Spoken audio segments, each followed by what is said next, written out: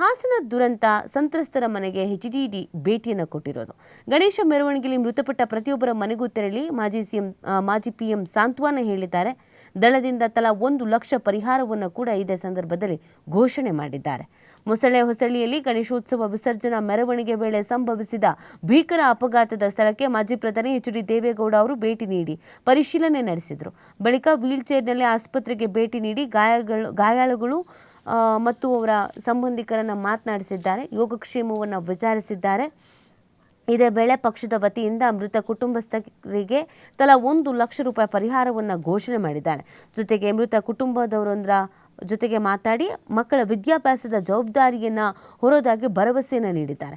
ಗಂಭೀರವಾಗಿ ಗಾಯಗೊಂಡವರಿಗೆ 25,000 ರೂಪಾಯಿ, ಸಣ್ಣ ಪುಟ್ಟ ಗಾಯಗಳಿಗೆ 20 ಹಾಗೂ 15,000 ರೂಪಾಯಿ ನೆರವು ನೀಡಲಾಗುವುದು. ಈ ಮೊತ್ತವನ್ನು ಜಿಲ್ಲಾಡಳಿತವೇ ವಿತರಿಸುವುದಾದರೆ ಪಕ್ಷದಿಂದ 10 ಲಕ್ಷ ರೂಪಾಯಿಗಳನ್ನು ಅವರಿಗೆ ನೀಡ್ತೀವಿ. ಹಾಗೆ ಮೃತರ ಹಾಗೂ ಗಾಯಾಳುಗಳ ನೆರವು ಬೇಕಿದ್ದಲ್ಲಿ ತಮ್ಮ ಪಕ್ಷದ ಶಾಸಕರನ್ನು ಸಂಪರ್ಕಿಸಬಹುದು ಅಂತ ಇದೇ ಸಂದರ್ಭದಲ್ಲಿ ಖುದ್ದಾಗಿ ಅವರೇ ಭರವಸೆಯನ್ನು ಕೊಟ್ಟಿದ್ದಾರೆ, ಸಲಹೆಯನ್ನು ನೀಡಿದ್ದಾರೆ.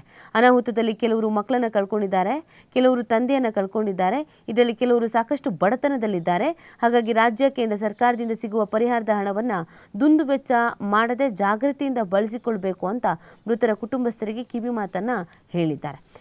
ಇನ್ನು ಇದೇ ಸಂದರ್ಭದಲ್ಲಿ ಲಾರಿ ಚಾಲಕ ಬೆಂಗಳೂರು ಆಸ್ಪತ್ರೆಗೆ ಶಿಫ್ಟ್ ಆಗಿರುವಂಥದ್ದು. ಶುಕ್ರವಾರ ರಾತ್ರಿ ಹಾಸನದಲ್ಲಿ ಗಣೇಶೋತ್ಸವ ಮೆರವಣಿಗೆ ವೇಳೆ ಲಾರಿಯನ್ನು ಹತ್ತಿಸಿ 10 ಜನರ ಸಾವಿಗೆ ಕಾರಣನಾದ ಲಾರಿ ಚಾಲಕನನ್ನು ಬೆಂಗಳೂರಿನ ಆಸ್ಪತ್ರೆಗೆ ಶಿಫ್ಟ್ ಮಾಡಲಾಗಿದೆ. ಅಪಘಾತ ನಡೆದ ತಕ್ಷಣವೇ ಚಾಲಕನನ್ನು ಪೊಲೀಸರು ಬಂಧಿಸಿದರು. ಅಪಘಾತದಲ್ಲಿ ಚಾಲಕನಿಗೆ ಹೊಟ್ಟೆ ಹಾಗೂ ಎದೆಯ ಭಾಗಕ್ಕೆ ಪೆಟ್ಟಾಗಿತ್ತು. ಹೀಗಾಗಿ ನಾಗಮಂಗಲದ ಬೆಳ್ಳೂರಿನ BGS ಆಸ್ಪತ್ರೆಗೆ ದಾಖಲಿಸಿ ಚಿಕಿತ್ಸೆ ಕೊಡಿಸಲಾಗ್ತಾ ಇತ್ತು. ಈ ಮಧ್ಯೆ ಶನಿವಾರ ರಾತ್ರಿ ಆತನನ್ನು ಅಲ್ಲಿಂದ ಡಿಸ್ಚಾರ್ಜ್ ಮಾಡಲಾಗಿದ್ದು ಬಿಗಿ ಭದ್ರತೆ ನಡುವೆ ಬೆಂಗಳೂರಿನ ಆಸ್ಪತ್ರೆಗೆ ಶಿಫ್ಟ್ ಮಾಡಲಾಗಿದೆ.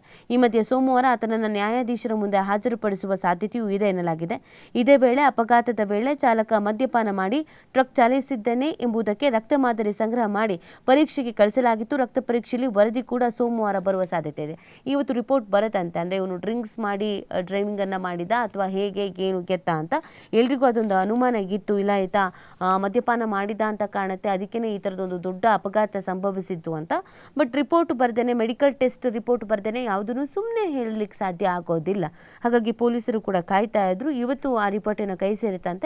ಒಂದು ವೇಳೆ ಕುಡ್ದಿದ್ದ ಅನ್ನೋದು ಗೊತ್ತಾದರೆ ಅದಕ್ಕೆ ಇನ್ನೊಂದು ಕೇಸ್ ದಾಖಲಾಗುತ್ತೆ, ಅಥವಾ ಕುಡ್ದಿರ್ಲಿಲ್ಲ ಅಂದರೆ ಇನ್ನೇನು ಇವನಿಗೆ ರೋಗ ಬಂದಿತ್ತು ಅನ್ನೋದು ಕೂಡ ತಿಳ್ಕೊಳ್ಬೇಕಾಗತ್ತೆ. ಯಾಕಂದರೆ ಇಲ್ಲಿ ಹೋಗಿರೋದು 10 ಮಂದಿಯ ಜೀವವನ್ನು ಕಿತ್ಕೊಂಡಾತ ಈತ. ಎಷ್ಟು ಜನಕ್ಕೆ ನೋವು ಹೇಳಿ. ಸಾವನ್ನಪ್ಪಿರೋದು 10 ಜನ. ಬಟ್ ಆ ಕುಟುಂಬಸ್ಥರು ಒಬ್ಬೊಬ್ಬರು ಮನೇಲಿ ಒಂದೊಂದು ರೋದನೆ, ಒಂದೊಂದು ವೇದನೆ. ಕೆಲವರು ಅವರನ್ನು ನಂಬ್ಕೊಂಡಿದ್ರು, ಕೆಲವರು ಸಾಲ ಸೂಲ ಮಾಡಿ ಮಕ್ಕಳನ್ನು ಓದಿಸ್ತಾ ಇದ್ರು. ತೀರಾ ಅಂದರೆ ತೀರಾ ಕಡು ಬಡವರಿದ್ದರು. ಈತ ಮಾಡಿದ ಒಂದು ಕೆಲಸಕ್ಕೆ ನೋಡಿ ಎಂಥ ದೊಡ್ಡ ದುರಂತ ಸಂಭವಿಸಿರೋದು. ಸೊ ಹಾಗಾಗಿ ಈ ರಿಪೋರ್ಟ್ ಎಲ್ಲ ಬರಬೇಕಾಗತ್ತೆ. ರಿಪೋರ್ಟಲ್ಲಿ ಏನಿದೆ ಅನ್ನೋದ್ರ ಮೇಲೆ ಕೇಸನ್ನು ಮತ್ತೆ ಫೈಲ್ ಮಾಡ್ಕೊತಾರೆ.